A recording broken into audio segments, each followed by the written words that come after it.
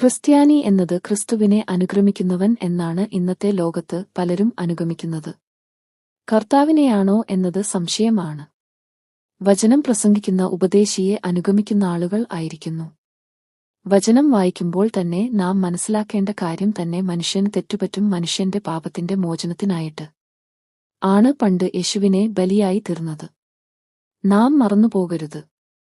ഉപദേശിക്ക് തെറ്റ് സംഭവിക്കാം. ഉപദേശിയെ നാം ദൈവത്തിന്റെ തുല്യമായി കാണുമ്പോൾ ഉപദേശിയുടെ വചനം ആണ് നാം ദൈവത്തിന്റെ വചനം ആയി കാണേണ്ടത്. ഉപദേശിയെ ഉപദേശിയായി, വചനത്തെ ദൈവിക വചനം ആയി കണ്ടാൽ എല്ലാ പ്രശ്നത്തിന് പരിഹാരം ആയി നോക്കുക. ലോകത്തിൽ കഷ്ടപ്പാടുകൾ ഉണ്ട്. യേശുവിന്റെ ശിഷ്യന്മാരുടെ ലേഖനത്തിൽ വായിക്കുമ്പോൾ തങ്ങൾ അനുഭവിച്ച കഷ്ടതകളെക്കുറിച്ച് അവിടെ വ്യക്തമായി വിവരിക്കുന്നുണ്ട്.